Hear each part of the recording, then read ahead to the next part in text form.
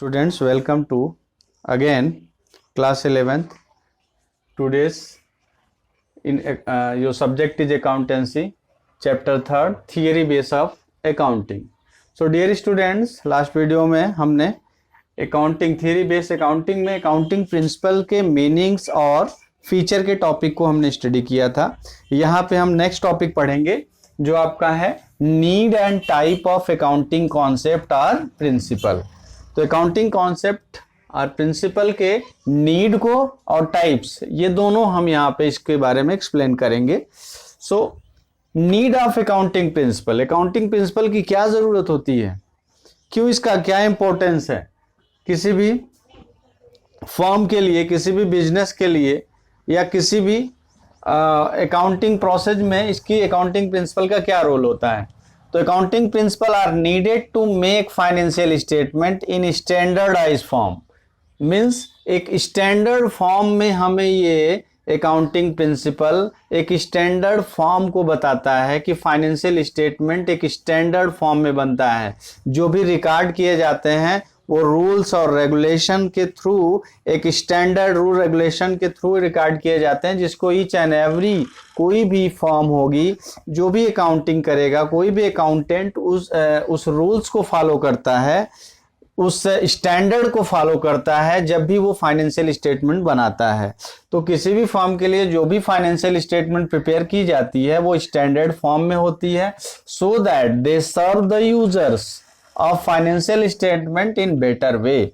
Means जो भी financial statement के यूजर्स हैं, चाहे वो इंटरनल यूजर हो, चाहे फर्म हो, चाहे वो आउटसाइडर यूजर्स हो, जिन्हें भी फाइनेंशियल स्टेटमेंट से इंफॉर्मेशन रिसीव करनी होती है, लेनी होती है, तो वो फाइनेंशियल स्टेटमेंट चूंकि स्टैंडर्ड रूल से, प्रिंसिपल से, अकाउंटिंग प्रिंसिपल से बनाया गया होता है, तो वो एक्सेप्टेबल होता है, बिलीवेबल होता है, रिलायबल होता है। तो फाइनेंशियल स्टेटमेंट को एक स्टैंडर्ड फॉर्म में प्रेजेंट करने के लिए जो जो रूल, जो जो कॉन्सेप्ट, जो जो प्रिंसिपल, जो जो गाइडलाइंस बनाए गए हैं, उसके थ्रू जब अकाउंट फाइनेंशियल स्टेटमेंट तैयार किया जाता है तो वो उसके यूज़र को आसानी से बेटर वे में उसको समझने में, उसको कंपेयर करने में, उसको अंडरस्टैंड करना बड़ा इजी हो जाता है।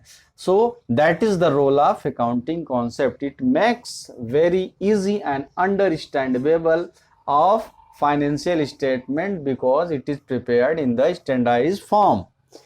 सो डियर स्टूडेंट, नेक्स्ट टॉपिक पे आएंगे। तो टाइप, ये अकाउंटिंग प्रिंसिपल की दो कैटेगरी में इसके नेचर के अकॉर्डिंग हम डिवाइड कर सकते हैं। पहला है अकाउंटिंग कॉन्सेप्ट और एज्यूम्शंस और दूसरा है अकाउंटिंग प्रिंसिपल्स। तो सबसे पहले एज्यूम्शंस पे आते हैं। तो अकाउंटिंग कॉन्सेप्ट और एज्यूम्शंस मींस, इसको हम लोग लेते हैं, ये कॉन्सेप्ट या एज्यूम्शंस की हम बात करें कि अकाउंटिंग का ये एक फंडामेंटल ट्रूथ है, या accounting concept are the fundamental assumptions which are generally accepted accounting rules. ये जनरली एक एज्यूम्शंस होता है जिसे अकाउंटिंग का फाउंडेशन भी कहते हैं। इसको एक्सेप्ट किया गया, इसको हम गैप भी बोलते हैं, means generally accounting accepted principle. तो accounting concept are the fundamental assumptions, ये वो एज्यूम्शंस है जो फंडामेंटल है, जो बेस प्रोवाइड करता है, which are generally accepted accounting rules. ये एक ऐसा अकाउंटिंग रूल्स है या जिसको जनरली एक्सेप्ट किया जाता है ऑल ओवर वर्ल्ड में, कहीं भी अकाउंटिंग प्रोसेस में हम इसे एक्सेप्ट कर लेते हैं, and they provide foundation of accounting.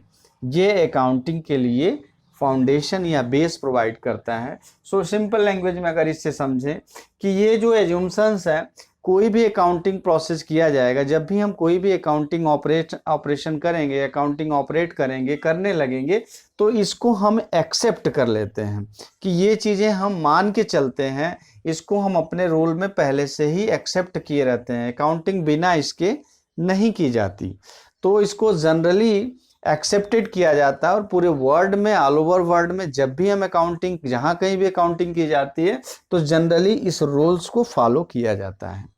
तो इसमें हम तीन तरह के एज्यूम्शंस पढ़ेंगे। पहला एज्यूम्शंस है गोइंग कंसर्न कॉन्सेप्ट एज्यूम्शंस, सेकंड है कंसिस्टेंसी एज्यूम्शन, एंड थर्ड है एक्यूरल एज्यूम्शंस। सो डियर स्टूडेंट, पहले आते हैं गोइंग कंसर्न एज्यूम्शंस पे। सो गोइंग कंसर्न एज्यूम्शंस की अगर हम बात करें तो this concept assume that business will continue to operate for a long period of time. जब भी अकाउंटिंग की जाती है तो ये एक्सेप्ट कर लिया जाता है, ये मान लिया जाता है कि बिजनेस कंटिन्यू रन करता रहेगा, कंटिन्यू चलता रहेगा लॉन्ग पीरियड ऑफ टाइम। ये नहीं माना जाता कि बिजनेस हमारा नेक्स्ट ईयर समाप्त होगा, अगले साल समाप्त, ये कोई भी इसमें लेन देन, कोई भी ट्रांजैक्शन ये अकाउंटेंट मान के करता है कि बिजनेस लंबे समय तक कंटिन्यू चलता रहेगा। इसका एक एग्जांपल हम मानते हैं कि जैसे लोन लिया जाता है तो लोन हम ये मान के लेते हैं कि इसका इंटरेस्ट हम लॉन्ग टर्म में 10 ईयर, 20 ईयर, 30 ईयर में इसको हम पेड करेंगे। तो ये माना जाता है कि बिजनेस लॉन्ग पीरियड के लिए चलेगा। जैसे कोई हम फिक्स एसेट्स लेते हैं, सपोज हमने कोई मशीन खरीदी तो मशीन की लाइफ उसका एज्यूम करते हैं कि मशीन हमारे बिजनेस में 20 ईयर्स तक ये मशीन हमें अपना वर्क परफॉर्मेंस देगी। तो अब इसका मतलब कि हमने बिजनेस की लाइफ को 20 साल से भी ज्यादा माना हुआ है। सो कोई भी ट्रांजैक्शंस, कोई भी लेन देन में ये एज्यूम किया जाता है कि बिजनेस विल ऑपरेट या business will continue run during a long period of time. तो ये पहला कॉन्सेप्ट है कि कभी भी अकाउंटिंग रिकॉर्ड ये मान के किए जाते हैं कि बिजनेस हमेशा लॉन्ग टर्म के लिए कंटिन्यूअस रन करता रहेगा। सो नेक्स्ट आते हैं topic consistency assumptions. So dear students, consistency assumptions क्यों फॉलो किया जाता है? This assumption means following uniform accounting policy and practices. Uniform means जो भी अकाउंटिंग पॉलिसी या जो भी प्रैक्टिसेस अप्लाई की जाएंगी by the firm over long period of time, वो लंबे पीरियड तक वही रूल या वही पॉलिसी फॉलो करती रहेंगी। ये किस लिए फॉलो किया जाता है? क्योंकि डियर स्टूडेंट्स, आपको बताएं कि कोई भी रूल्स, कोई भी पॉलिसी बार बार चेंज नहीं की जाती, कोई मेथड्स चेंज बार बार नहीं होता, वो ईयर टू ईयर उसी मेथड्स को हम अप्लाई करते हैं।